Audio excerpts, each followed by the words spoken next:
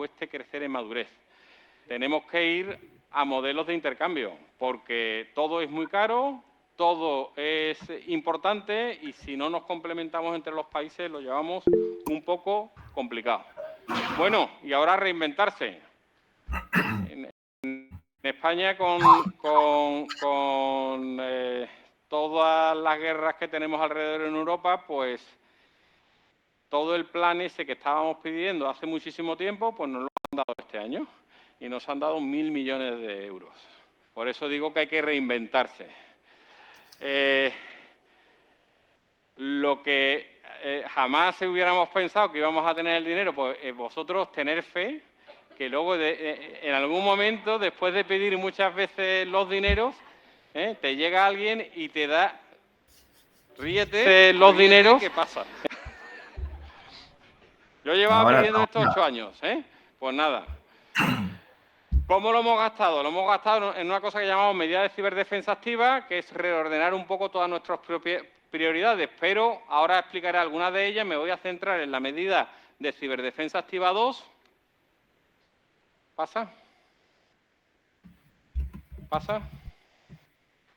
Que es la caza de la amenaza. Con esto intentamos cambiarle el paso. Ahora mismo siempre en la gestión de incidentes somos reactivos. Entran en nuestras redes, los echamos. Entran en nuestras redes, los echamos. Tenemos que hacer algo más. Vamos a entrar en nuestras redes, pues ahora te persigo, te destruyo los servidores de mando y control, trabajo en coordinación con Fuerza y Cuerpo de Seguridad del Estado y es una prioridad meterlos en la cárcel. ¿De acuerdo? Entonces eso es importante. Esto ya lo hacen otros países. Los ingleses, pasa a la siguiente. Los ingleses tienen el National Cyber Force y si no hacemos estas cosas, sigue, pasa a la siguiente, pues los chinos ya están bastante más organizados, ¿no? A ver, pasa a la siguiente. Bueno, cosas que hay que hacer y que este es un servicio que le damos nosotros a todos los países hermanos. Cada 15 días publicamos un informe, pasa, en donde pues seguimos actores, vemos actividades destacadas y si en algún momento vemos venta de credencial de la detonación de un ransomware, aunque se pone en el informe, ya sabemos que está más que alertado el organismo porque para eso lo han notificado, ¿no? Pero esto es lo que en muchos países tenemos que hacer porque el cibercrimen nacional lo conoce el país. Y los que hacen el calamar por ahí también lo conoce el país, no lo conocen los demás. Pasa a la siguiente. Y después, pues, hacer soluciones como esta gestión de superficie de ataque. ¿Qué hacemos ahora para todos los organismos públicos? Que esto es lo que complementa la herramienta de ciberinteligencia Reyes. Pues le hacemos un análisis activo de vulnerabilidades y le decimos lo que puede ver un atacante. Aquí tienes tus vulnerabilidades, estos son tus fallos y también ponemos el marcador a 0. Ponemos el cronómetro y vemos en cuánto tiempo se resuelven y no se resuelven. Y eso es un indicador de la madurez del organismo. ¿Pasa a la siguiente? Bueno, como conclusiones, que me he pasado ya 2 minutos, pero la culpa la tiene el mando. No hay transformación digital sin ciberseguridad. Habéis hablado en la mesa anterior de que muchas veces en los escenarios de transformación digital no hay dinero para ciberseguridad. Eso es un error garrafal. Tenemos esos 5 aspectos: inteligencia artificial, acceso remoto, red industrial, telefonía móvil y uso de la nube, que si no están cubiertos adecuadamente como ciberseguridad, estamos dándonos un tiro en el pie en transformación digital. Pasa a la siguiente. Y finalmente, tenemos que saber identificar lo que queremos defender. Aquí os pongo un ejemplo de la directiva NIS 2.0, donde te habla a los sectores de alta criticidad y los sectores críticos. Y además, si podemos autodesignar a las entidades para evitar que se escapen, mejor. ¿Cómo se ha hecho en la Unión Europea? Más de 250 empleados, entidad esencial, que estén en la caja gris. Más de entre 50 y 250 empleados, entidad importante. Y todos los que están en la caja en naranja, entidad importante. ¿De acuerdo? ¿Y qué ha hecho la Unión Europea que no se había hecho antes? Hasta ahora todas las medidas de ciberseguridad y saber cómo están, que en la mesa anterior, tanto Panamá como Uruguay ha ido contando, aquí ya va a ser obligatoria y con sanciones. Y eso de que si no comparten, si no tal, no intercambian, eso es todavía, hay que ir a la madurez, que intercambias o intercambias, y ya está. No hay que preguntar más. ¿De acuerdo? Pasa a la siguiente. Y nada, simplemente poner aquí un poco las actividades que hacemos, con las financiaciones de muchos. Se me ha escapado Panamá, que tenemos una mentoría en diciembre. No está Argentina. Perdón a la OEA. Y ¿Se muchas escucha gracias. bien, chicos? Pasa a la siguiente. Sí, se escucha bien. ¿Hay alguna pregunta? No hay preguntas.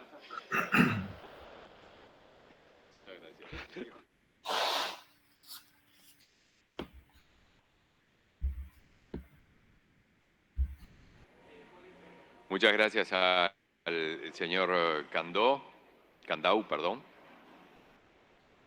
Estamos acostumbrados en estas tierras decir Candó, pero es Candau. Y Bueno, ahora vamos a bienvenidos, pasar chicos. al siguiente panel, del banco al blockchain. ¿Cuál es el futuro de la ciberseguridad financiera? Para ello recibimos al oficial de la sección de ciberseguridad SICTE OEA, señor David Moreno. Adelante. ¿Qué tal, chicos? Buenas tardes. En este momento, sí, hoy y mañana se está haciendo muchas gracias por la presentación. una conferencia, Disculpa, un Javier, que no simposio en podamos Uruguay sobre abrir ciberseguridad. el espacio a preguntas, Yo lo pero estoy mirando desde las la cosas mañana, interesantes que tienes que decir algunas cosas estuvieron nos más hoy y otras eternizaríamos. están muy buenas. Y yo les pido que en la recepción no le dejen cenar, sino que le bombarden a preguntas con todas las cosas que les tienen que preguntar. Y quería compartirlo con Muchas gracias, ustedes. estoy encantado de La participar persona que habló después de recién esta era presentación.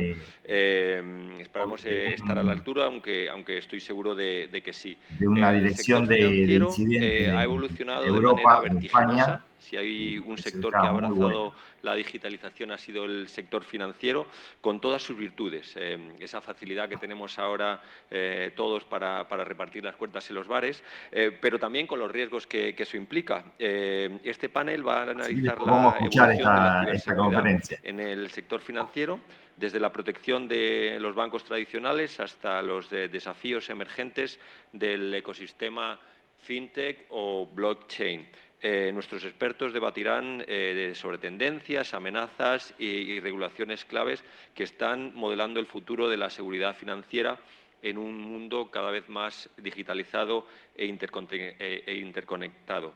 Y para eso me gustaría llamar al escenario a Brian Hansen, vicepresidente, director regional de seguridad para las Américas de Mastercard, Manu Hurst, especialista certificado en prevención de lavado de dinero de Lemon, y Rodrigo Tumayán, presidente de la Cámara Uruguaya de FinTech. Por favor.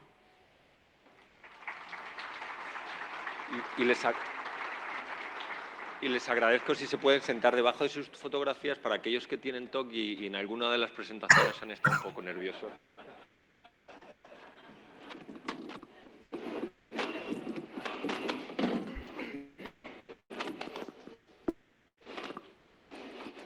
Muchas gracias a los tres. Voy a empezar por Manu, que lo tengo aquí a mi derecha, y me gustaría que, aparte de la presentación que he hecho yo de sus cargos, tengo una breve reseña, una breve biografía de cada uno de ellos.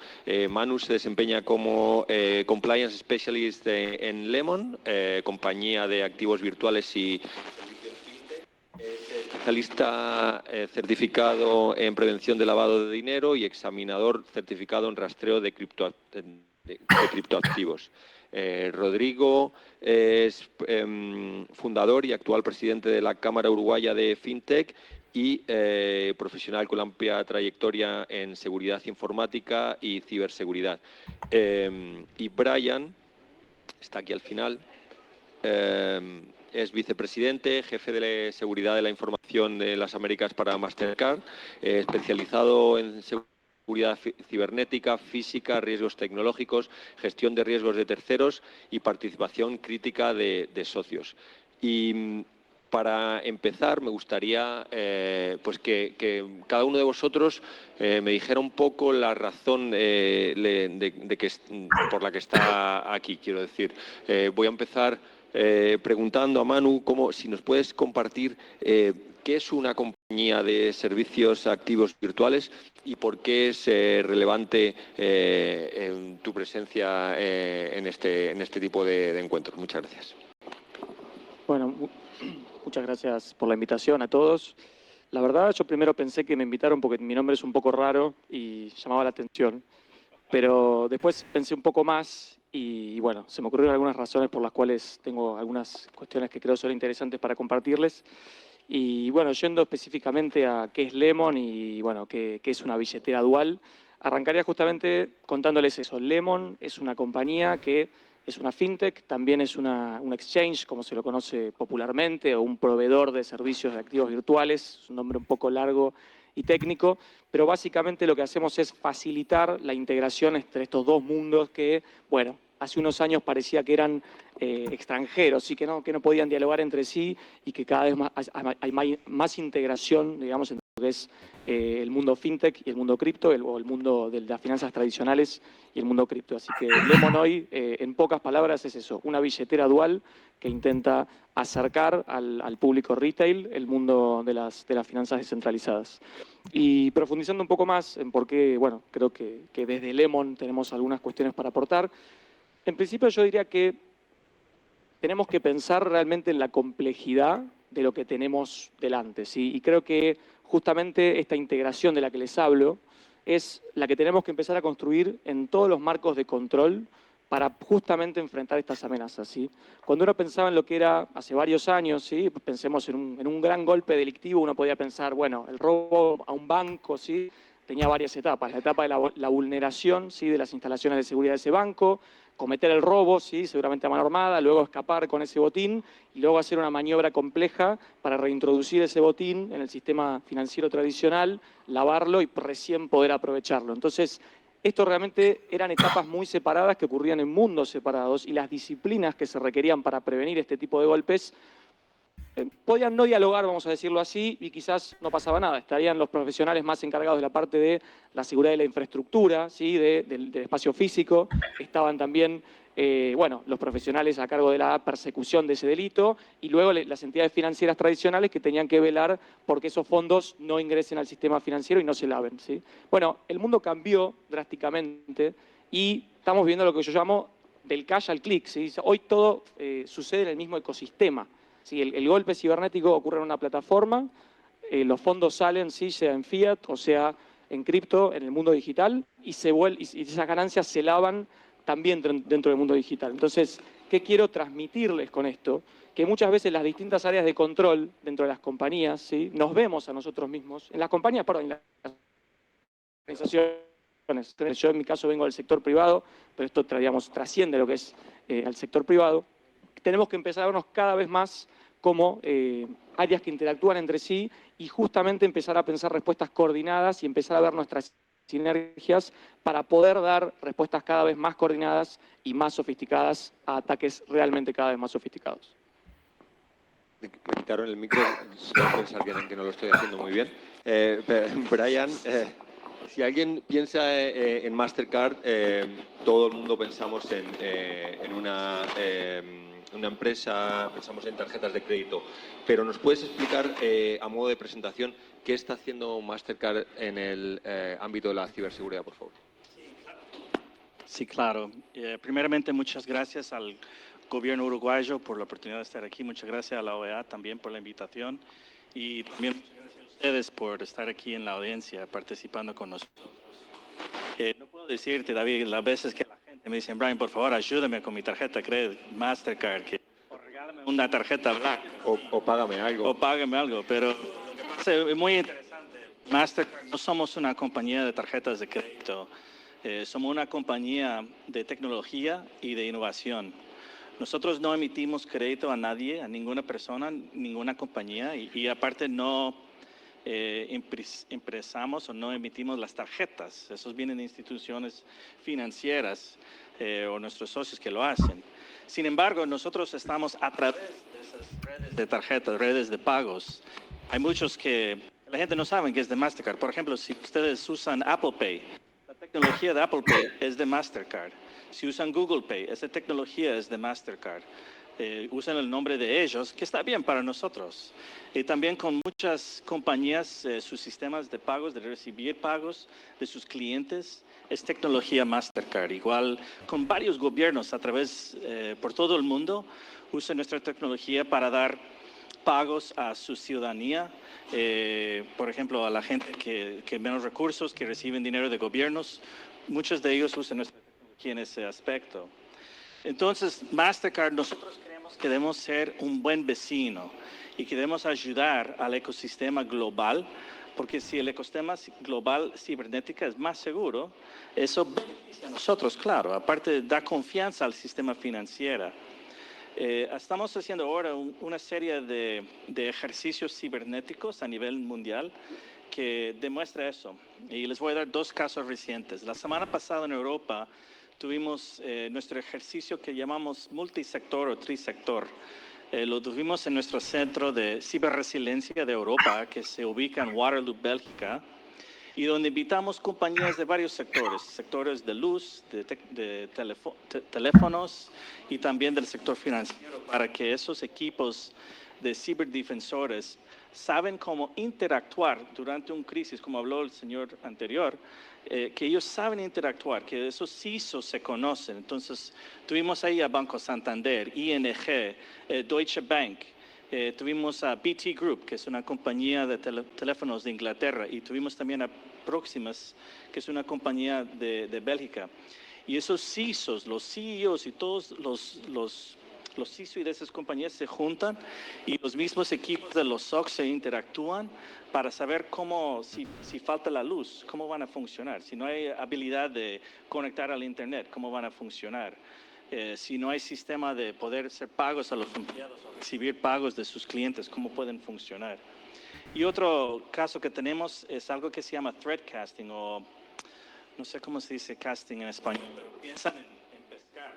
Cuando la gente tira al agua, nosotros tenemos un ejercicio que vemos amenazas 10 años en el futuro y luego hacemos un plan regresando a hoy en día para que tenemos ciertas puertas, pautas y planes programados para cuando llegan esos 10 años sin cumplir, ya estamos listos. Entonces, esos dos ejercicios nos han llevado mucho éxito.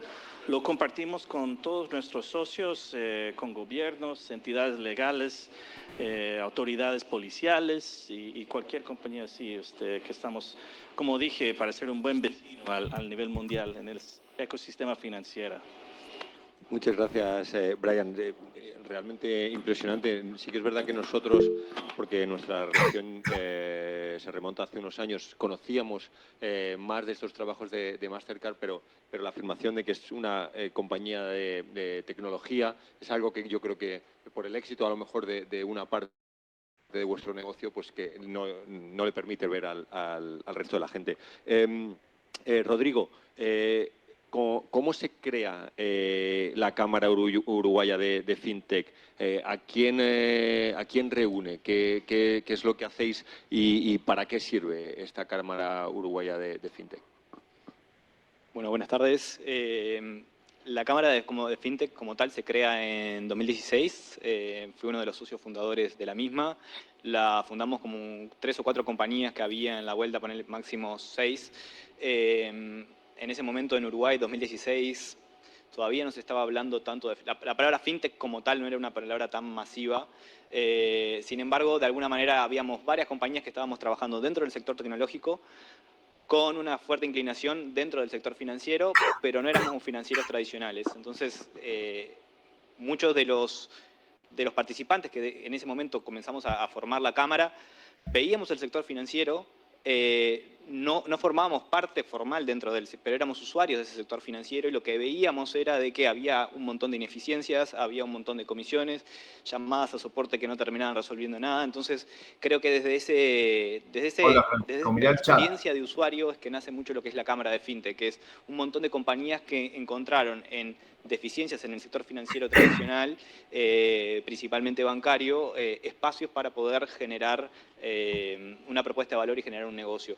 Y lo que nos encontramos en 2016 es que habíamos 4, 5, 6 compañías máximo, estábamos todas separadas, todos hacíamos algo que de alguna manera se englobaba dentro de FinTech y ahí es que dijimos, bueno, juntémonos, sobre todo para empezar a acercarnos de cara al regulador. Muchas de las compañías que estaban en ese momento, sobre todo compañías de peer-to-peer lending, tenían un componente donde era obligatorio tener una charla con el regulador. Y a diferencia del desarrollo de tecnología tradicional, donde uno va y desarrolla su software, lo vende, el sector fintech sí o sí tiene un componente regulatorio. No es exclusivamente lo que haces, sino cómo lo haces y qué opinión tiene el regulador sobre lo que estás desarrollando. Entonces, entendimos de que si nos juntábamos como compañías, podíamos llegar a tener un diálogo un poco más fluido con el regulador. Y esa fue un poco la génesis de 2016. Hoy ya 2024, ya hemos superado más de los 60 socios, de esos 6 a 60. Hemos logrado dar una estructura que de alguna manera permite no solo generar beneficios también a los socios, sino también una de las cosas que incluimos, y un poco por mi perfil también dentro de ciberseguridad, es empezar a generar un sistema de gap análisis a todas las compañías de la Cámara con el fin de poder por lo menos identificar qué oportunidades de mejora hoy tienen las compañías uruguayas asociadas a la Cámara de FinTech a nivel en materia de ciberseguridad. Entendemos de que parte de nuestro trabajo es brindarle confianzas y garantías a nuestros usuarios y clientes y, en consecuencia, entendimos que desde la Cámara teníamos algo para aportar ahí y eso es lo que estamos desarrollando actualmente. Perdona que vuelva sobre ti, pero hay unas palabras. Nosotros intentamos acercar la ciberseguridad a todas las personas y hay un caballo de batalla que nosotros tenemos, que es el de intentar traducir el lenguaje técnico. En nuestro caso, a lo mejor a actores políticos, gobernantes, etcétera. Pero en tu caso, en 2016, esa interlocución con el regulador, ¿cómo era? ¿Entendían vuestro lenguaje? ¿Tuvisteis que adaptar? Explícame eso porque creo que hay una anécdota de la que gente aquí se puede beneficiar. El tema del lenguaje, es decir, me parece que es como uno de los puntos claves. No importa qué tan buen técnico en ciberseguridad, no importa qué tan buen financiero, no importa qué tan tecnológico seas, a la hora de hablar con un regulador. El regulador entiende de regulación y la conversación, el pasaje entre lo que vos le puedas transmitir y lo que ellos puedan entender, puede generar diferencias grandes. De hecho, la primera experiencia de la Cámara de FinTech de cara al regulador es bastante mala. A las 3, 4 compañías de peer-to-peer lending que funcionaban en Uruguay en 2016 se acercaron unificadas a hablar con el regulador de cómo podían regular el proceso de peer-to-peer lending.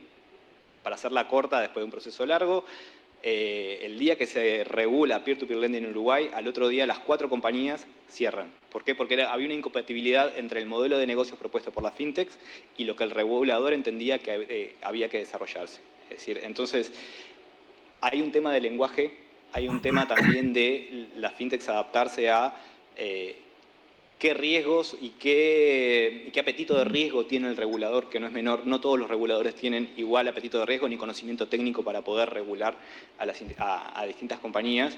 Entonces, diría que el lenguaje es la base de la conversación y es un proceso evolutivo, en la medida que también que van cambiando gobiernos, van cambiando las personas, empieza a haber una apertura más. Ya el fintech no es esa palabra nueva para el regulador, no son esos tecnológicos. Ahora el fintech empieza a tener un sentido en Uruguay, ni que hablar en la región. Entonces, es un proceso duro. Muchas gracias y perdona que te haya hecho esta pregunta, pero siempre se habla de compartir mejores prácticas, que está muy bien. Y a mí lo que me gusta en este tipo de charlas y paneles es compartir problemas, porque sobre el papel todo resiste y el cuento de hadas que podemos contar aquí, luego la realidad es muy diferente. Entonces yo creo que esto es súper ilustrativo. ¿Cómo pueden las instituciones financieras proteger infraestructura crítica como sistemas de pagos tan importantes o transferencias de fondos? Yo creo que la parte técnica ha sido muy bien cubierta en paneles anteriores, por lo cual me parecía más interesante centrarme en lo que es la estrategia de gestión de riesgos, ¿sí? Yo lo que creo es que a veces todavía se tiende a ver la ciberseguridad de manera justamente en silo o aislada del resto de los marcos de control de las organizaciones, y en realidad lo que hay que pensar es en modelos integrales, ¿sí? Que se integren en programas más amplios. ¿Cómo se hace esto? Bueno, lo primero que hay que hacer es un mapeo de los riesgos, de cuáles son mis infraestructuras críticas y cuál es el ambiente de control que tengo hoy para protegerlas. Si el riesgo residual que tengo excede, como decíamos recién, el apetito de riesgo que yo tengo que destinar más recursos.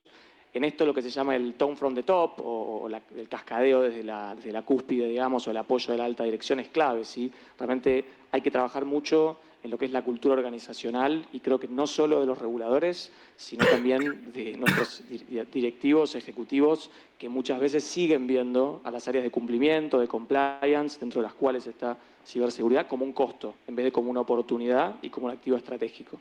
Entonces, luego de hacer ese mapeo, necesitamos cristalizar esas conclusiones en políticas y procedimientos que sean claros y que trasciendan lo que vos decías recién de el papel. No alcanza con el papel, necesitamos realmente crear una cultura de cumplimiento, porque realmente uno puede tener infraestructuras excelentes y tecnología de última generación, pero el eslabón más débil dentro de las organizaciones seguimos siendo las personas, los humanos. De nada sirve tener el mejor sistema si, y lo que cuento ahora parece un chiste, pero es una anécdota, un CFO recibe un mail donde el supuesto CEO le dice que transfiera $5 millones, ¿sí?, a una cuenta en Hong Kong, y a los 10 minutos ese dinero desapareció. Esto le pasó a un cliente mío cuando yo trabajaba en un estudio jurídico.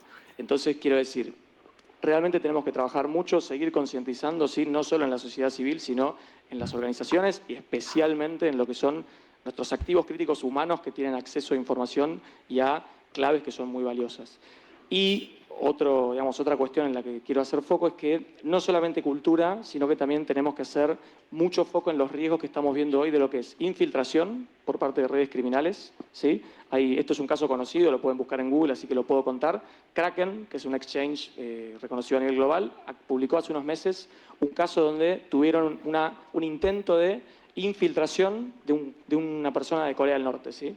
Estos actores están empezando, ¿sí?, nos targetean, nos eligen, nos estudian y empiezan a intentar infiltrarnos, ¿sí?, porque hoy estudiamos una cantidad de activos que amerita ese trabajo. Entonces, ese es uno de los problemas, el riesgo de infiltración. Tenemos que trabajar mucho sobre eso, sobre a quién contratamos, con quién nos asociamos. Y también otro problema es el riesgo de captación, ¿sí?, sobre todo en las jurisdicciones donde tenemos altos niveles de crimen organizado, está empezando a haber soborno entre privados, ¿sí?, que típicamente se entiende a la corrupción como, bueno, un problema del sector público, pero hoy día hay instituciones financieras que, bueno, resguardan más activos que quizás algún banco central pequeño. Entonces, realmente, por ejemplo, en la Argentina, el soborno entre privados no es delito. Es otro problema del que tenemos que empezar a ocuparnos. Lógicamente, al final del día, lo que tenemos que tener luego de esto es también marcos de auditoría, sí, sólidos, porque como siempre digo, yo lo sufro porque soy una segunda línea de control dentro de la compañía. Así que sufro a los auditores diariamente, pero siempre voy a preferir pelearme con mi auditor que tener que explicarle a un fiscal o un regulador una brecha de seguridad, un hackeo, etcétera. Y esa cultura, digamos, que tú has adquirido, que prefieres explicarle a un auditor o pelarte con un auditor antes de que explicara a un fiscal pues lo que te ha pasado. Y has hablado antes de la cultura. ¿Cómo intentáis extender esa cultura? Que entiendo yo que es hacia arriba y hacia abajo, porque los especialistas sí que estáis o sí que estamos muy concientizados, pero a lo mejor los presidentes de las compañías es difícil. Supongo que también tendréis que adaptar el lenguaje y también pues hacia abajo, hacia a lo mejor los empleados, que has hablado mucho del factor humano, pues a lo mejor estos puestos más administrativos que no tienen tan interiorizada la seguridad como un problema. Supongo que ahí también realizáis actuaciones para impregnar esa cultura de ciberseguridad en toda la empresa. Sí, Lo que yo creo es que va a ser mucho más fácil que nosotros aprendamos su idioma que ellos el nuestro, ¿sí? Porque al final del día nosotros estamos más interesados que nosotros que ellos. Entonces, en nuestra experiencia, lo que ha sido lo más eficiente es, primero, entender el negocio en el cual nos estamos moviendo. Hablo, perdón que hable del sector privado, pero es donde vengo yo, digamos. Puede también aplicarse en el sector público, depende de cada institución.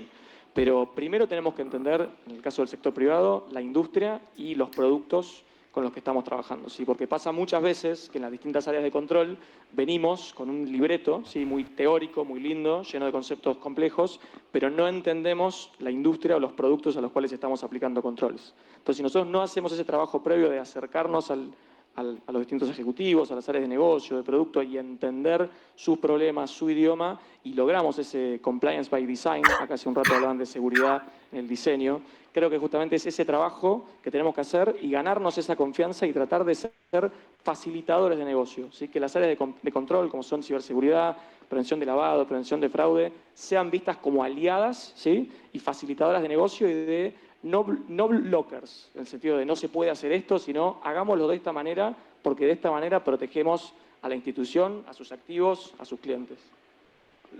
Yo creo que es una buena técnica. No decir tanto no, sino presentar alternativas y presentar una cultura que al fin y al cabo va a ser beneficiosa para la entidad. Brian, estamos hablando de todos los cambios en el sector financiero durante estos años. ¿Cómo ha evolucionado la ciberseguridad?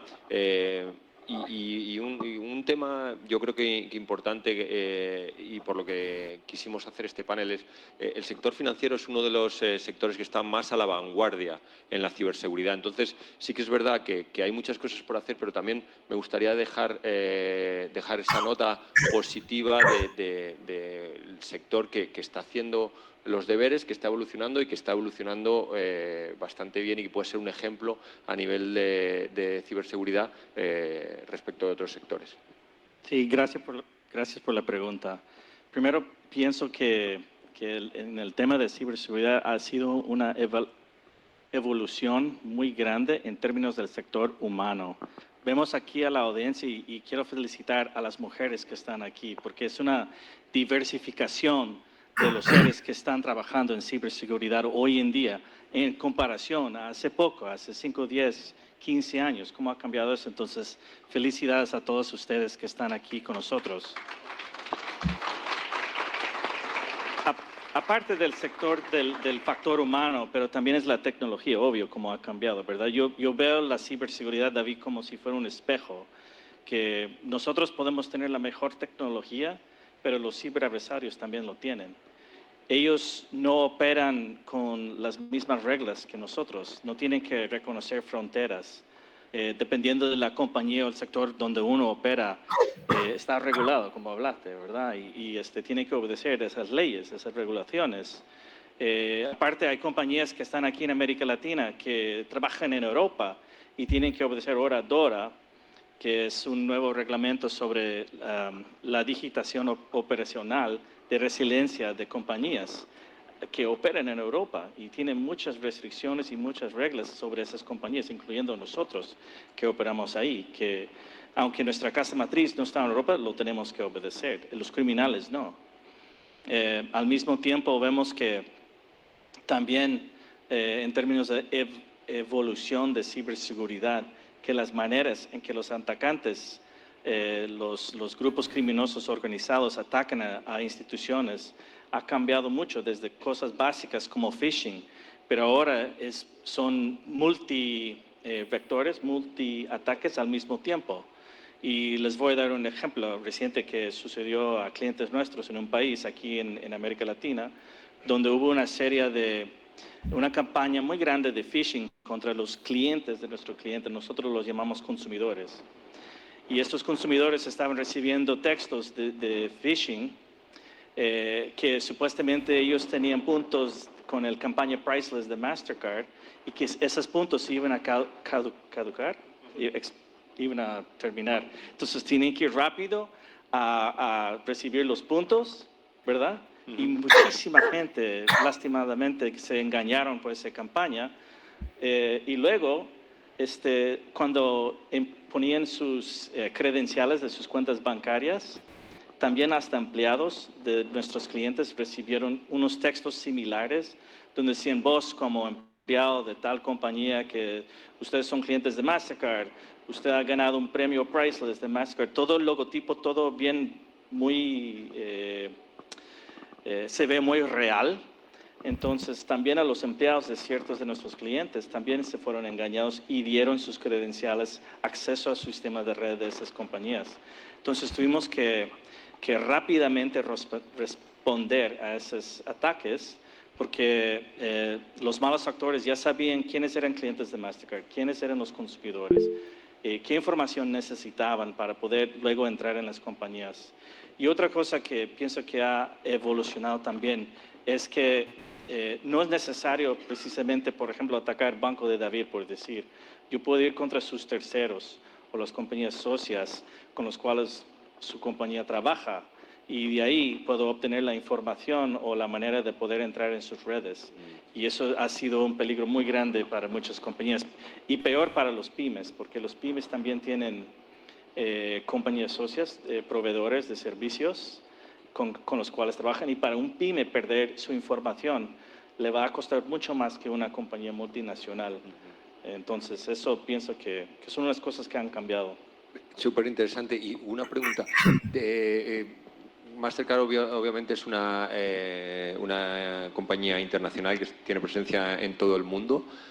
¿Tenéis diferentes problemas dependiendo de la región o más o menos el patrón, digamos, de problemas es el mismo en todas las regiones? No sé si además dependiendo de lo evolucionados, lo desarrollados que estén los países,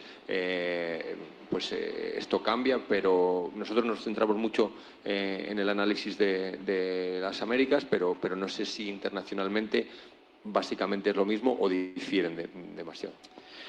Bueno, para nosotros lo que vemos muchas veces es que los criminales son un poco flojos. Cuando algo funciona en alguna región, algún parte del mundo, por ejemplo, la campaña que acabo de describir para ustedes, eso también lo van a volver a hacer en otros países, en otras regiones. También vemos que ellos muchas veces, yo diría que la información, hay demasiada información pública sobre compañías. Entonces hemos visto campañas donde los criminosos, los grupos organizados criminosos, ellos, por ejemplo, ven en LinkedIn con quién trabaja Banco de David, por decir, quiénes o qué tecnologías usan. Cuando ustedes ponen ahí en LinkedIn o otros sitios así que estamos buscando gente para un SOC que tienen ciertas capacidades, saben usar ciertas tecnologías, ciertos software, eso también da a luz a los criminales saber qué están usando ustedes para defender a sus compañías. Entonces ellos usan esa información en un parte del mundo y si funciona bien, lo van a llevar a otra parte. Porque, por ejemplo, botella de agua te lo puedo vender a vos una vez, pero la información que contiene lo puedo vender a todo el mundo aquí. Y con que solamente vendo un parte de ese agua, ¿verdad? Esa información, voy ganando. Y no tiene que ser algo muy grande, muy tecnológico, muy caro. Puede ser algo barato, pero lo puedo vender cientos de miles de veces, esa información. Y eso es lo que más vemos, que los grupos organizados criminosos quieren información. Por ejemplo, hablando otra vez de la evaluación de ciberseguridad, que ahora están usando muchos servicios. Por ejemplo, tal vez yo soy un hacker y yo sé cómo entrar en una compañía. Entonces yo vendo ese servicio. Pero tal vez él, ya teniendo la forma de entrar en la compañía, vende su servicio de estar ahí buscando la forma de mover lateralmente dentro de la compañía. O tal vez él vende un servicio de ingeniero social o vende otro servicio de ransomware, por decir. Entonces esas combinaciones, esas tácticas, algunas son muy comunes y otros, otra vez volviendo a lo flojo, que lo vuelven a usar muchas veces.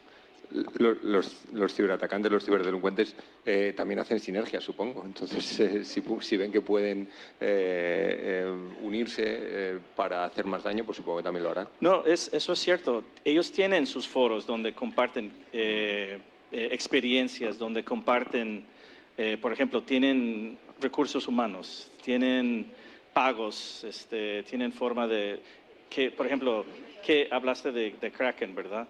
Y ellos saben de cuáles, ¿cómo se dice? Intercambios de crypto exchanges, cuáles son los que no son regulados, cuáles son los que, por ejemplo, si Mastercard llama, que no nos van a contestar, por decirlo. Si llama al Interpol, no los van a contestar. Ellos saben. Entonces ya también están intercambiando esa información y viendo la forma de no ser arrestados, de no ser capturados. Me imagino. Rodrigo, mi siguiente pregunta vuelve a incidir un poco en la regulación, pero en este caso las regulaciones globales. ¿Qué papel juegan en el sistema financiero digital y cómo pueden las instituciones financieras garantizar el cumplimiento efectivo de estas normativas? Bueno, entiendo esa regulación como una ley, ¿no? En definitiva, leyes globales en materia de ciberseguridad no hay. Lo que hay son, hay comités e instituciones, por ejemplo, el Comité de Basilea o tenés la Junta de Estabilidad Financiera, donde definen principios sobre la gestión de la ciberseguridad. Esos principios cascadean luego a grandes bloques económicos, el caso más notorio es naturalmente la Unión Europea, donde toman esos principios y sobre eso generan regulaciones. Y lo que nos pasa a nosotros como latinoamericanos es que vemos las regulaciones muchas veces de la Unión Europea y lo que hacemos es de alguna manera, en los países caribeños le dicen la tropicalización, acá en el sur no tropicalizamos, pero sí de alguna manera incorporamos y tomamos de referencia regulaciones para luego implementarlas en cada uno de los países. Y eso diría que es como de alguna manera la cascada más global, si se quiere, de regulaciones en base a estos comités e instituciones. Luego, el cómo nos aseguramos el cumplimiento de ellos, yo creo que hay que hacer la buena distinción en el cumplimiento compliance y el cumplimiento de ciberseguridad real. Y esto es como, creo que varios profesionales acá van a sentir conmigo, una cosa es ser compliance con los checks que hay que hacer y podemos cumplir, y otra es el cumplimiento efectivo de la ciberseguridad. ¿Cómo lograr eso? ¿Cómo lograr masificarlo? Y acá es un poco, les voy a comentar lo que ha sido mi experiencia. Mi background es en ciberseguridad, yo soy CEO de una compañía, y desde el comienzo de que arrancamos la compañía, muchas de las decisiones que tomamos en etapas muy semilla tenían un foco de ciberseguridad. Entonces, ese foco de ciberseguridad no era un ciberseguridad compliance, sino un ciberseguridad estratégico. ¿Qué quiero decir? Que cómo la ciberseguridad se convierte en un componente estratégico a la hora de vos vender un servicio, vender un producto, lo que sea. Entonces, para mí, ¿cómo logramos nosotros como profesionales lograr una dinámica de ciberseguridad real? Creo que es un llamado a todos los profesionales de ciberseguridad de que se animen a un paso más. Es genial ser el mejor, ser CISO de la compañía, pero lo llamo a pasemos a buscar a ser parte de un C-Level, empezar a ampliar nuestra visión, no solo de ciberseguridad, sino a tener esa visión de negocio, esa visión de operaciones, que de alguna manera logra llegar a puestos de decisión que impactan directamente sobre la compañía y convertimos a la ciberseguridad no en una dinámica de compliance, sino en una ciberseguridad efectiva que permite dar un siguiente salto a la compañía. Entonces entiendo de que hay como un desafío para nosotros como profesionales de dar ese salto también profesional. Muchas gracias, Rodrigo. Nos estamos ya estamos saliéndonos de nuestro tiempo. Tenía más preguntas. No las voy a hacer, pero no quiero dejarles escapar sin una última reflexión. Y más o menos el común de los siguientes temas que había preparado tienen que ver con las nuevas tecnologías, con el futuro, con los nuevos desafíos. Entonces, rápidamente, por favor, en un minuto cada uno, si me podéis resumir, bueno, cuáles son los desafíos en el futuro de esta evolución en la protección del sistema financiero desde cada uno de vuestros puntos de vista. En un minuto, 2 minutos, os agradezco para finalizar el panel. Si quieres, empezamos por Manu. Yo creo que el mayor desafío es justamente seguir construyendo tanto a las áreas de ciberseguridad como a las demás áreas de control dentro de las organizaciones como puentes, ¿sí? Esto que habíamos hablado recién de ser facilitadores y traer esa conciencia. Tenemos que tratar de dejar de que la innovación vaya por una avenida y el cumplimiento o el control vaya por otra. Debería ser una avenida de doble mano. Y justamente coincido mucho con lo que dice Rodrigo, creo que tenemos que empezar a aspirar a que estas personas con esa formación en ciberseguridad tengan una relevancia cada vez mayor dentro de las compañías, puedan estar en los asientos de dirección y de esa manera se pueda garantizar desde lo más alto de las organizaciones que se están cumpliendo los estándares, las normas y se está protegiendo, bueno, en el caso que nos toca hoy de este panel, al sistema financiero. Muchas gracias. Brian. Yo diría que una amenaza muy grave que estamos enfrentando aquí, ya hoy en día, pero va a ser aún más muy pronto, es la automatización de los pagos por el uso de lo que se llama inteligencia artificial de agentes. Muchas compañías están corriendo sin conocer bien cómo utilizar la inteligencia artificial para instalarlo, implementarlo, usarlo, decir que lo están usando, sin tener controles, sin tener regulaciones. Casi no hay regulaciones en ningún lado del mundo sobre la inteligencia artificial. Y eso hoy en día es un riesgo muy grande. La información que sus empleados pueden hacer que salga de la compañía, aunque no sea maliciosamente, pero por usar cosas como ChatGPT y otras cosas así, sin tener autorización y sin tener controles de seguridad. Eso es un riesgo muy grande. Y aparte, como seres humanos, como consumidores, que todos aquí creo que algún tiempo en su vida han tenido que pagar por algo con cualquier sistema de pagos, ¿verdad? Pero la habilidad de poder ver algo y sin que tener que sacar dinero de la cartera, que se puede comprar y enviar a mi casa, o que puedo recibir un boleto de avión o lo que sea, eso puede también ser un peligro, porque la información de las cuentas, la información financiera de las compañías y la información personal de la gente, como dije antes, es lo que más vale. Y eso es algo que los malos actores también están tratando de explotar y usar. Muchas gracias, Brian. Rodrigo, por último. Voy a hacer una anécdota que me pasó hace poco, voy a hacerlo lo más cortita posible.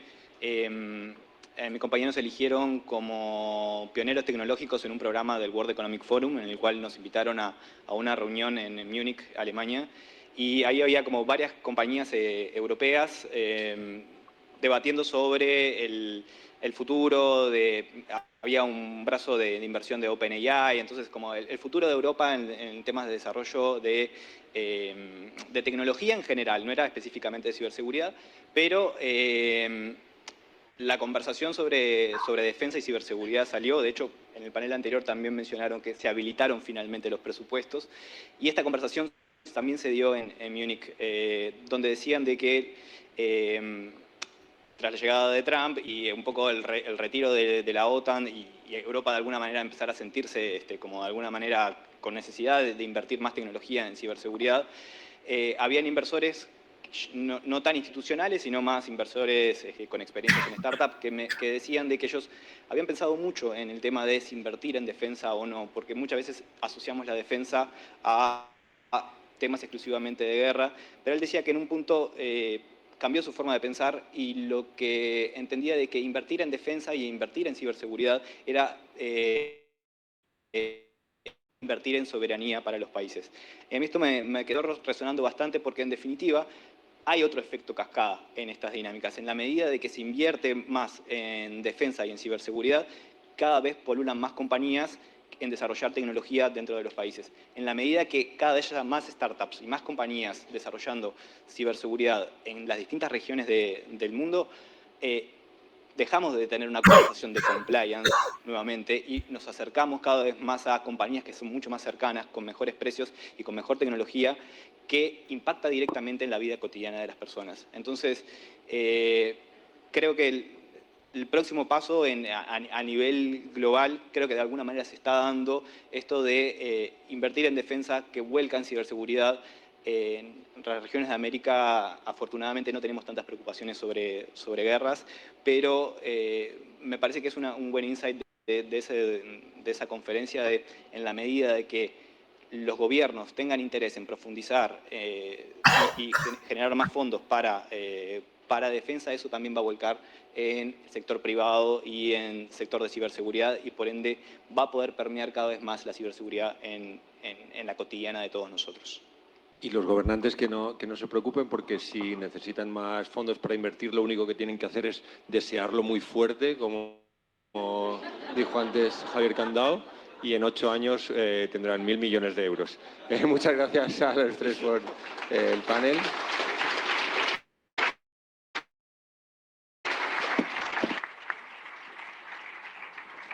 Gracias, David. Gracias a los conferencistas. Hacemos un corte en nuestro streaming y volvemos en un ratito nada más.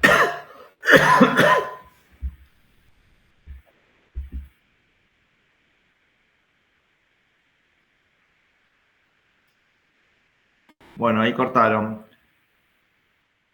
Los escucho, chicos. ¿Qué les pareció? ¿Qué les llamó la atención? Díganme algo que les llamó la atención, porque si no, voy a decir que se fueron. A mí me llamó bastante lo que habló el señor de los agentes inteligentes utilizados en la empresa.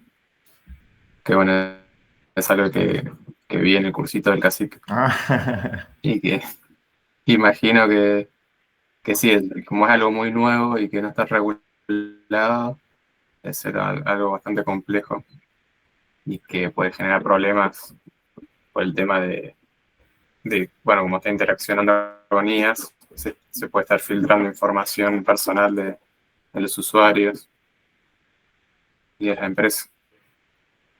Sí, es re interesante eso. Porque fíjate que él está preocupado por eso porque representa a una compañía que justamente autoriza pagos. Entonces él dice, si de repente ahora empiezan a pulular de esos agentes que hacen pagos más automáticos, más rápido, ¿no? En orden de que es más rápido, más automático, más te digo que sí y ya está pagado, ¿no? Capaz que bajamos los digamos, controles de si es la persona, si es la tarjeta, si está ahí, y es medio complicado eso. Y eso obviamente trae fraudes, que después ellos se tienen el problema de decir, che, nos aumentó el fraude de pago con tarjeta, y los tipos dicen, no, yo no estaba ahí, yo no fui, yo no lo compré, y lo hizo una IA o que alguien descubrió cómo usar ese agente, o porque dicen, bueno, esto lo conecto con esto y sacamos el pago rápido. Sí, Claro, también depende de y qué también compañía esté que usando el modelo, ¿no? Por ahí indirectamente está usando un modelo de OpenAI o de Google y está brindando datos que después ellos no sabes qué hacen. Sí. claro, por eso. Encima las IAs van a tener que tener las credenciales para poder acceder a las cuentas para hacerlo todo automático, entonces también Claro. puede haber un peligro en eso, de que se pueden robar esas credenciales Sí, o de forma más sencilla. O la IA interpretó que sí, y que lo querías comprar y te lo compró y dice, mira qué buena que soy. ¿Te gustó la heladera? Ya te la compré.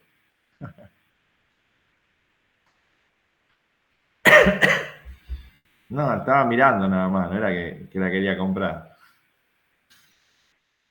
Ojo, Y sí, puede haber un margen de error siempre con la CIA que te malinterpreta cualquier cosa y ahí ya no sabes.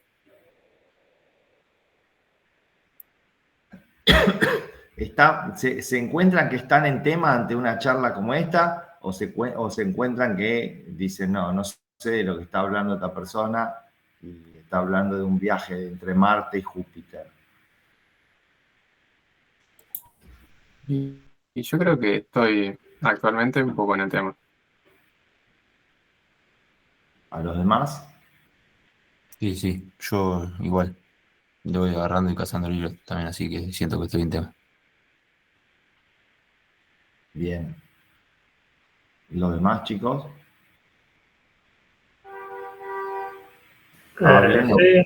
Sí, no lo quedé fuera de contexto en ningún momento.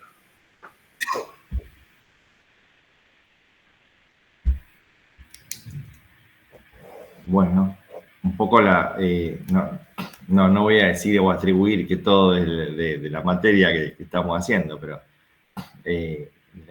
porque va más allá de la materia, ¿no? O es la carrera, ¿no? La que te sube a algo o no te sube. Y me parece que esto va en el día a día, o sea, esto es transversal a todas las materias, ¿no? Como en el día se estuvo hablando esto de que la seguridad no es una cosa que la pones a lo último, ¿no? O sea, como que construís, y nosotros construimos software, ¿no? O sea, construís el software y a lo último de todo le pones el espejito, se lo atornillás del lado de afuera al auto y decís, bueno, ahora tiene seguridad el auto. Si la pensamos como eso, estamos cerrando al tema de la seguridad. Y lo que se dice es, no, tenemos que tener el concepto de la seguridad desde que empezamos a pensar, desde que lo vamos haciendo, que cada implemento, que cada cosa, decir, cómo podría fallar, qué podría pasar, cómo esto se podría vulnerar, cómo podría alguien usarlo mal y hacer que este sistema no funcione. Bueno, entonces la seguridad desde el principio, ¿no? Y ese es el concepto que se habló mucho durante el día, ¿no? Dijeron hoy recién, pero ya se está hablando desde hoy, la seguridad del diseño, o sea, ya desde que pienso algo, pensarlo como concepto de seguridad. Esto es importantísimo.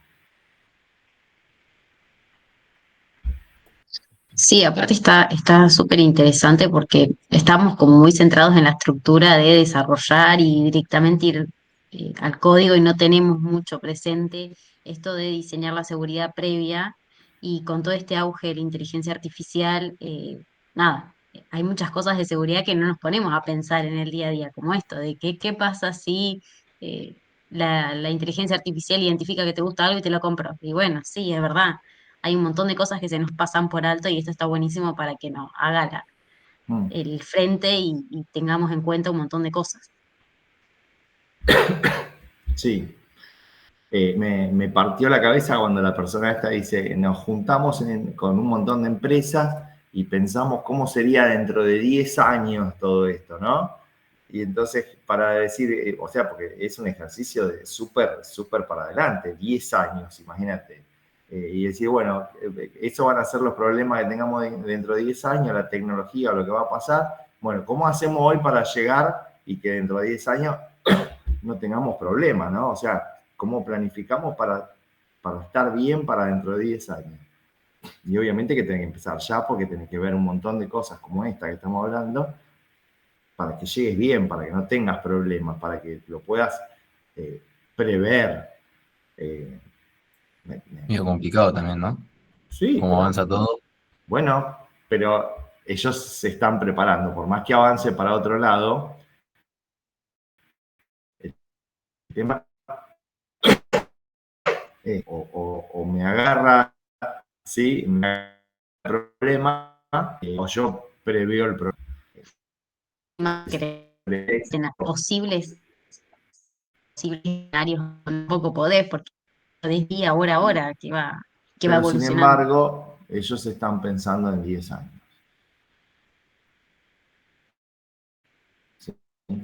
Y fíjense cómo se para. También me sorprendió eso de y el tipo se vende y dice, yo no soy crédito, dice, el problema de lo banco. Yo soy... Y no necesariamente con tarjeta, o sea, se desprende del término, porque viste que está el GPay, y bueno, GPay lo hice yo, pero nada más que Google le dice GPay de Google, pero no es de Google, es mío GPay. Es súper eso, me pareció como decir, es un desarrollo mío. GPay, no sé si algunos tienen, se puede pagar con el teléfono con NFC. NFC es un sistema que vos acercás el teléfono a algo que paga con eso, habilitás el pago con NFC y solamente con acercar el teléfono ya se pagó automáticamente. ¿Conocen ese sistema, chicos? Lo Mercado conozco, pero Pago no, tiene la opción no lo de usé. usar la tarjeta virtual con NFC. De a uno. Carlos, sí lo conoces, sí. Sí, o sea, Mercado Pago te da la opción de usar la tarjeta virtual con NFC. Bien. ¿Quién más habló? Perdón. No, eso que lo conozco, pero no lo utilicé. Está bien. Agustín, sí, vos lo tenés. Yo con el celu no. Sí, sabía la tarjeta que dijo Carlos. Tenés que tener la capacidad, tu celu tiene que tener la capacidad de NFC, ojo, no todos los celus tienen. Sí, pasa que NFC en realidad es un protocolo de comunicación de corto alcance. Sí, sí. Por También eso. la app de Sube te deja validar la carga de la tarjeta con NFC, si lo tenés. Exacto. Te conecta. Y también, bueno, básicamente sirve para pagar, o sea, no tenés ya la tarjeta física, o sea, por eso bien decía el de Mastercard, ni siquiera el medio, ¿no? O sea, desconocía el medio. El medio de la tarjeta ya es como decir, es obsoleta la tarjeta, porque vos lo que tenés es tu teléfono. Entonces, con su teléfono tiene NFC, vos acercás el teléfono y decís que sí, y ya está, y pagaste. Sí, Hoy en día imagino. también es más común el QR que usar el NFC. Pero el NFC es más avanzado, creo yo, que el QR. Sí, lo que yo quería comentar es que también lo he visto con Sí, pero con el reloj, sería, con el Apple Watch. O sea, acercas el reloj y pagas. claro. Sí, sí. Que obviamente usa, en ese caso, no me acuerdo cómo se llama, el sistema, el que El de nombraba ahí. NFC. No, el sistema no, el que inventó Mastercard sería. Pero el de iPhone. el G-Pay de iPhone. Ah, pero dijo el nombre, sí, tenés razón. No sé cómo se llama. Algunos Android, me parece. O ¿cómo sea, se lo usan llama? los el G-Pay, el otro El es Apple Pay. Apple. Ahí está. Ahí está.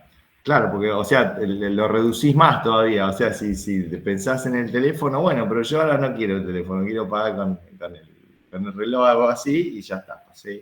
Pasé y pagué. Fíjense cómo se desprende de la tarjeta, del dispositivo, ¿no? Del documento, de llevar algo en la mano. No es la cosa de ya no llevar nada, no llevar ninguna cosa. Bueno, me pareció muy interesante esto, ¿sí? No podía... les compartí ahí, ¿sí? Desde hoy a la mañana, hoy fue el día 1 y mañana es el día 2. A ver si, mientras que no venga esto...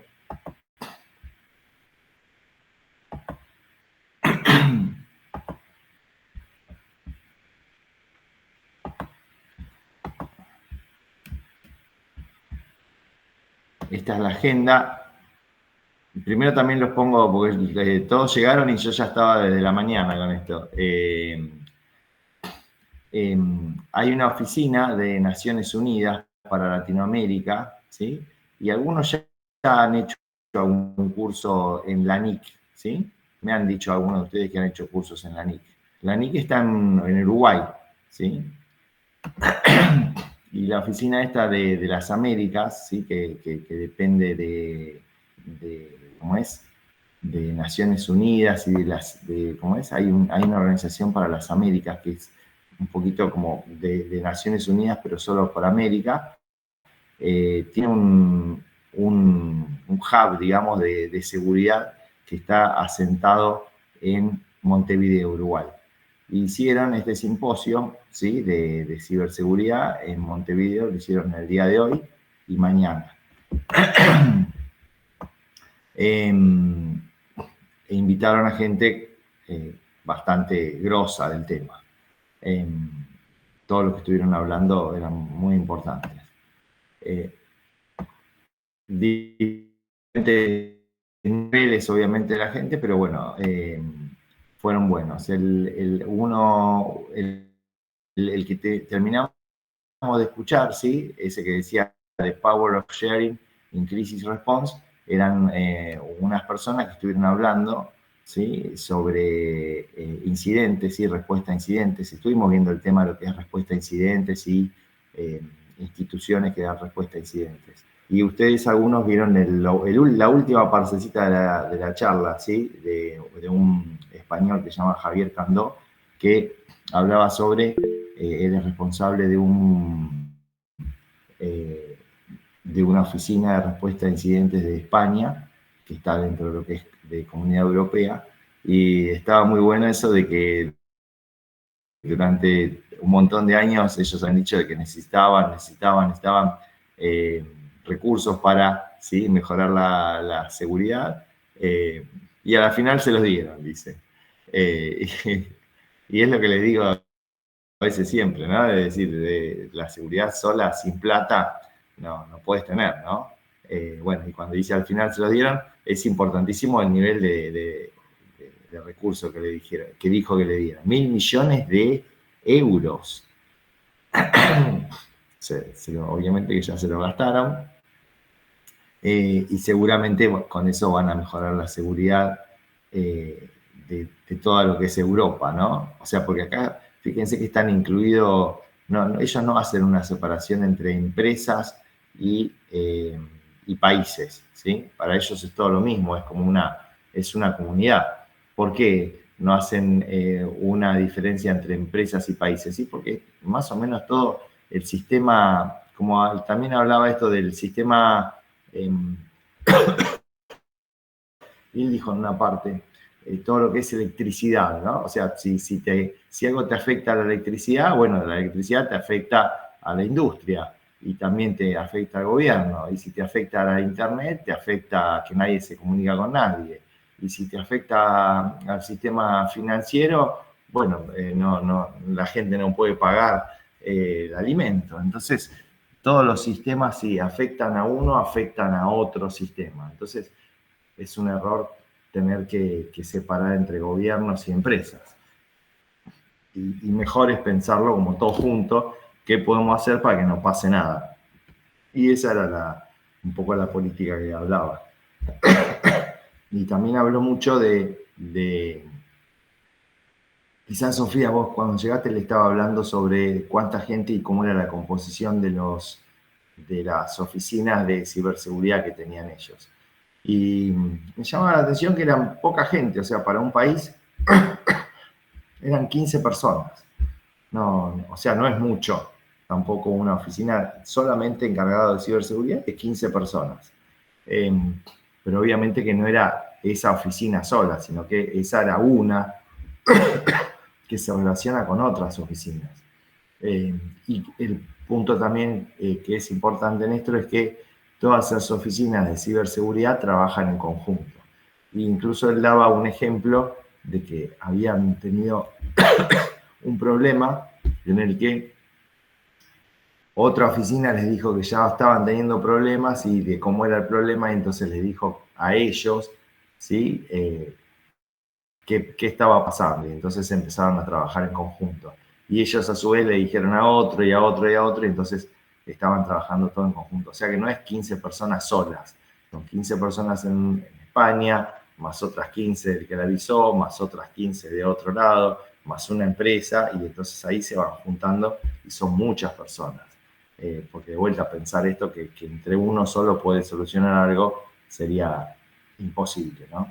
Y la idea es que son muchos y la cosa es trabajar en conjunto. ¿Qué más tenemos hoy? A ver si terminó de el futuro de la ciberseguridad financiera, que me pareció muy bueno. Acá dice Building Confidence in Incident Management, o sea, creando como seguridad en manejo de incidentes. Pero ya estamos en tiempo. Y después dice desde la I a la cuántica, dice ese, a las 5, repensando la resiliencia en un ambiente de la próxima generación. Bueno, yo lo voy a seguir escuchando esto cuando ustedes quieran, no sé, a las 5 yo corto, ustedes están libres, son libres, pero el que lo quiera seguir escuchando, ahí les dejé los links, ¿sí? Esto se está transmitiendo en YouTube y quise compartirlo con ustedes, ¿sí? Si bien nuestra clase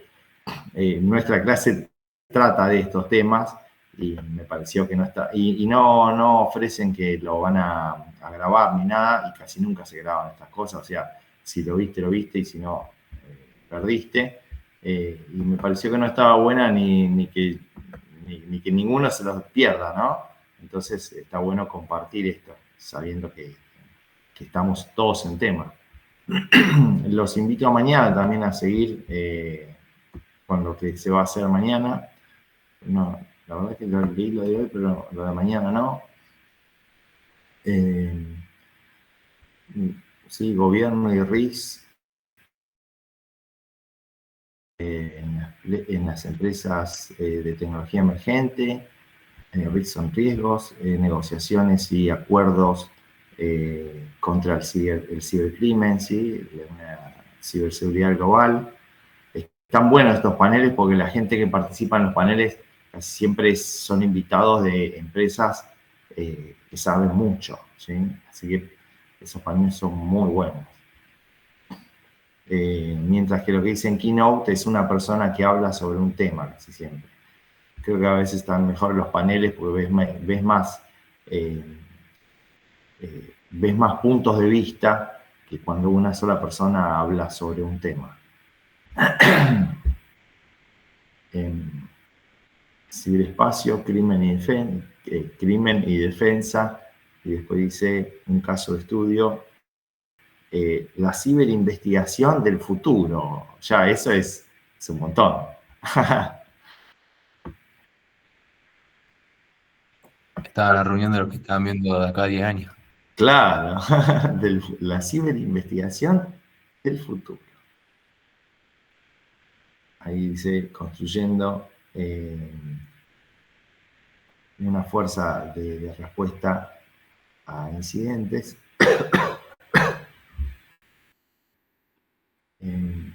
Las redes académicas como, digamos, la espina de la construcción de las capacidades de ciberseguridad, y después dice evolución de los roles y de responsabilidades en la era del quantum, de la cuántica. Bueno, está interesante, yo me enteré ayer y la verdad que no se los puse. Hoy empecé a escucharlo y creí que iba a ser más o menos, pero después cuando empecé a escuchar las ponencias dije, no, esto está muy bueno. Eso depende casi siempre de las personas invitadas. Hay veces que invitan a gente que es más vendedora de productos, ¿sí? Hay veces que estos seminarios o congresos son más que, no sé, viene de Red Hat y te dice de que Red Hat es bueno porque vos te tenés que cambiar de lo que tenés ahora y ir a Red Hat, porque Red Hat te da las características de seguridad de Red Hat. Y después viene, no sé, una empresa que vende seguridad de hardware y te dice que eso es bueno. Y después viene otro, y obviamente que el que te vende algo te va a decir que lo que te vende es bueno, porque te lo está vendiendo. Matecito y Premier League. A mí mucho no me gusta porque obviamente está muy direccionado y me gusta más esto. Bueno, no sabía cómo iba a ser esto. Pero la verdad que está muy bueno por esto, por la gente que participa, que son gente que le está metiendo mano ahí. Así que ese tipo de cosas sí me gusta, y por eso se los compartí. Bueno, capaz que empieza uno ahora. Coméntenme algo que no entendieron, algo que les gustaría ver, algo que se quedaron con ganas de decir, bueno, esto estaría bueno ver o investigar, o o no sabemos nada de esto. ¿Qué les pareció?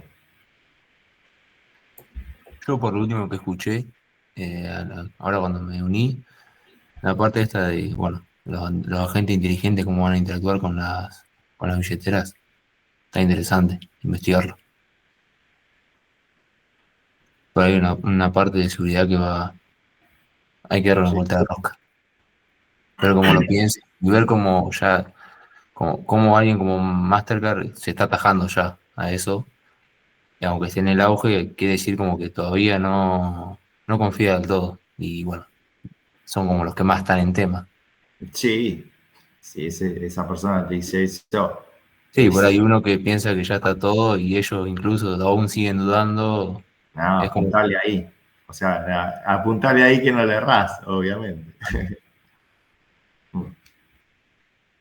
Sí, está bueno. ¿Cómo hay que desarrollar esto? Porque no siempre, o sea, no siempre está pensado o desarrollado. Obviamente que las empresas, algunas se dan cuenta. Me gustó eso de esta persona que la tenía re clara, pero porque era, o sea, el creador de una fintech. O sea, la hizo de cero. Y obviamente que él se daba cuenta de los riesgos o de lo que podía pasar o de que tenía que tener eso cerrado, porque si no tenía eso, su empresa no valía nada. Imagínense una empresa, una fintech que le anda mal el tema de que se le escapa el pago de algo o no es confiable, no la compra nadie, no usa nadie su servicio. Es como que la seguridad ahí, si no la tenés, o sea, empezaste mal. En cambio, el resto de las empresas, ¿no? Es como que se lo tenemos que ir a explicar. ¿Por qué es importante? ¿Por qué tendrías que tenerlo en cuenta? ¿Por qué? ¿Sí? Hay muchos que la tecnología la compran porque la tiene otro, ¿no? Y otros, la tecnología es la empresa. Claro, sí, o sea, sin tecnología no son nada. O partieron de una idea tecnológica. Entonces, obvio que ahí esa idea es fácil de decir, sí, tengo que tener seguridad. Ahora, a una empresa que hizo siempre, ¿no? Que hasta, no sé, que su canal de venta fue otro, y que está comenzando con un canal de venta, por ejemplo, en Internet. Decirle, a explicarle estas cosas, y dice, no, mira, yo lo único que quiero hacer es que esto sea otro canal más. No va a ser el canal más importante. Capaz que después termina siendo el canal más importante, ¿no? Y termina siendo una empresa que termina estando más en la web, ¿sí? O en Internet que en lo físico. Pero es difícil a veces explicárselo eso. Ahí está, ahí entramos nosotros.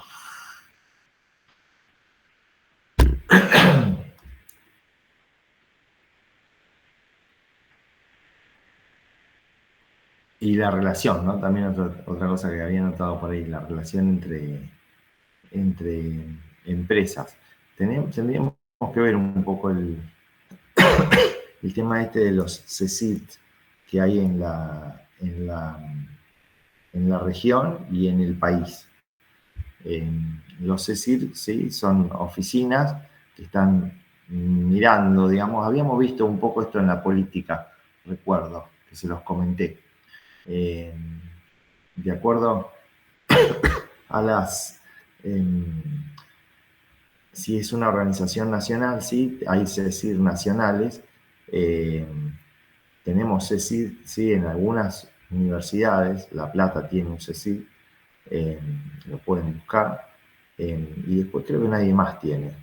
Y básicamente todas estas oficinas que están monitoreando el tema, si hay algún tema de algún incidente de seguridad, lo que hacen es analizar, ¿sí? O sea, analizar si está pasando algo, detectar si está pasando algo, ver si se puede hacer alguna previsión, o sea, prever si podría haber algún tipo de ataque, y en el caso que se lleve, que ya esté el ataque, ver con qué respuesta con qué respuesta se da a eso. ¿Recuerdan? No, ahí no lo copié yo. Que no lo copié y eso se me pasó. Hablaba sobre una cantidad de incidentes de seguridad. Y creo que decía, creo que tenían 250 incidentes por año, ¿no?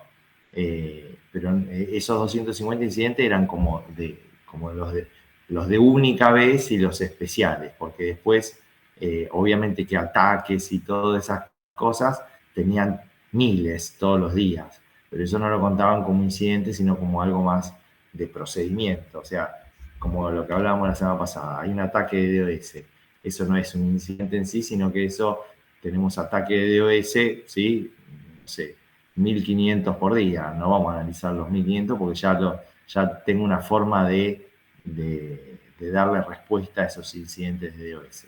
Pero no los anoto como incidentes, pero sí tenían 250 incidentes por año especiales, ¿no? O sea, casos de ataques más tecnológicos, más evolucionados, más que había alguna organización que estaba tratando de hacerlo, o más sofisticado, ¿sí? Tratando de hacer un proceso que nunca antes se había hecho. Lo cual, como les decía, me hace creíble esa oficina que está viendo la seguridad, porque me está diciendo, bueno, pasaron todos estos incidentes y los tienen documentados. Y hace que cuando yo escuche, yo creo que le hice una pregunta a alguien en este último tiempo, de cuántos incidentes habían tenido, y me dijeron ninguno. ¿Alguien recuerda eso? No, pero raro. Sí, se la hice a alguien. Se la hice a alguien. ¿Puede ser el chico que trabaja para el rectorado? Que había mencionado. No. ¿Nuestro? Creo que Ángel dice de Dalmiro.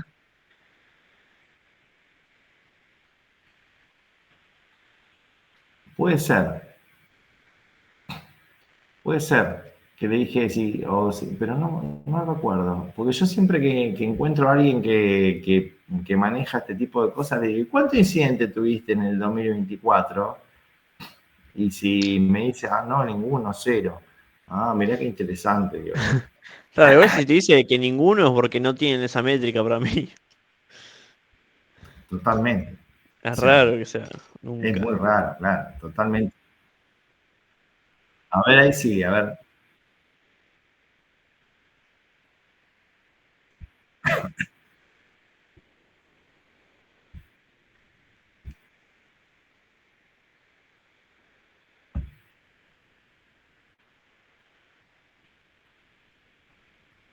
OEA es el encargado de moderar este panel. Por favor, adelante.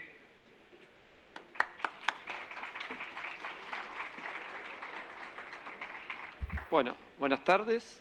Gracias por la presentación. Bueno, la idea del panel, yo tengo escuché varias de las conversaciones que hubo antes, de los paneles que hubo antes, y va un poco en ese sentido. La idea es poder poner en palabras simples y fáciles de entender lo que hacemos en la diaria con un grupo de panelistas que vamos a tener acá a continuación, que les voy a presentar, en nuestro entorno de trabajo diario. Nosotros, para ponernos en contexto, ya un poco nos mencionó Javier. Te llega alguien y habló de la red CIRT Américas, de la Organización de Estados Americanos, del CICTE, que es donde yo estoy en el día a día en la parte técnica. Nosotros tenemos una red que hoy incluye 22 países, 52 equipos distintos, 52 equipos, los equipos son denominados CSIRT o Centros de Respuestas a Incidentes de Seguridad. Y ese conjunto de CSIRT está formado por más de 500 profesionales. Esa es la red que nosotros hoy por hoy trabajamos. Para el que no lo conoce, un CSIRT o un grupo de respuesta a incidentes es como si fueran los bomberos que están siempre dispuestos a colaborar, a prevenir, a reaccionar y a responder ante, digamos, gestionar incidentes, gestionar los problemas. Bueno, para contarles un poco de qué hacemos y poner, a mí siempre me dicen que cuando hablo en técnico hablo de casita, palito, casita, chirimbolo, y no me entienden. Entonces, bueno, la idea es hoy llevar eso un poquito más a que todos los que están acá, que no necesariamente tienen por qué ser técnicos, y entender de estos chirimbolitos, puedan llevarse una idea de qué es la información que compartimos y qué es lo que hacen ellos con esa información. Bueno, para ello tomamos una muestra de nuestro CECIRT. Les dije que tenemos 52, acá tenemos la representación de 4 que son de distintas nacionalidades. Tenemos a Víctor Hugo Sánchez Huerta, que es el director del Centro Nacional de Respuestas a Incidentes Cibernéticos del CERT MX, el CERT de México, de la Guardia Nacional de México.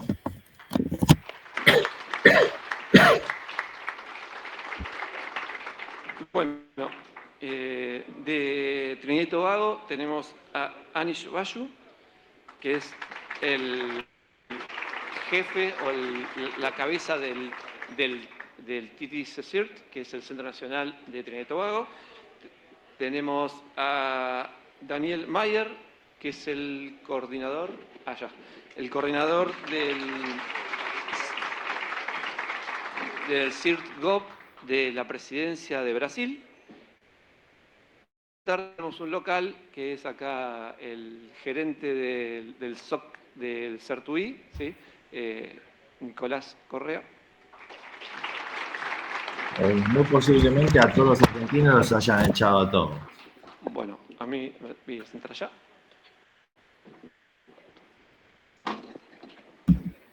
¿Cómo? Que los hayan echado a todos los del CIR de Argentina. No, me toca.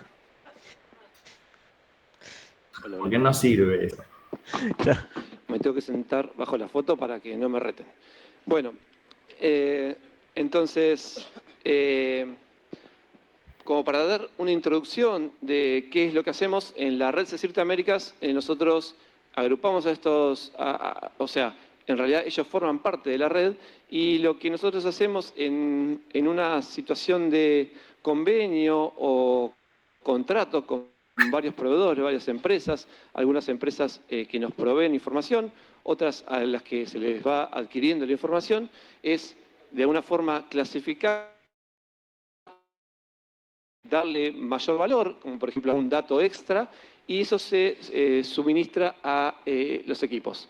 Entonces, en ese contexto con nuestro funcionamiento, lo que a mí me gustaría es pedirle a los 4 o quien quiera tomar la pregunta, es si nos pueden explicar qué es, o que le pueden explicar al público qué es esto de un feed de información, qué es esta información que reciben. ¿De qué hablamos cuando hablamos de información? Hablamos de hackers, de virus, de spam, ¿qué es lo que está atrás de todo esto? Y, bueno, ¿qué tanto daño esta información, si lo traducimos en algo aplicable a alguna organización o a una persona, puede ocasionar?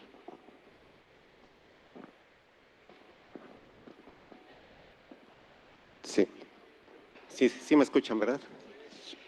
Ok, bueno, como ya dijeron, yo vengo en representación de la Guardia Nacional de México, soy el titular del Centro Nacional de Respuesta a Incidentes Cibernéticos. Einar ya describió lo que hacemos nosotros como parte de CECIR Américas, los servicios que ellos nos proveen. Básicamente, nosotros bajo esta colaboración con el CICTE de la OEA recibimos información sobre amenazas que nos distribuyen a través de la plataforma CECIR Américas, la cual cuenta con una central o un repositorio de estos feeds de amenazas cibernéticas que estarían vinculados a instituciones u organizaciones públicas o privadas en México. ¿Qué hacemos nosotros con estos feeds de amenazas? Los estudiamos, los analizamos, los clasificamos, les damos un nivel de prioridad por la relevancia o el impacto que generarían en que fueran explotados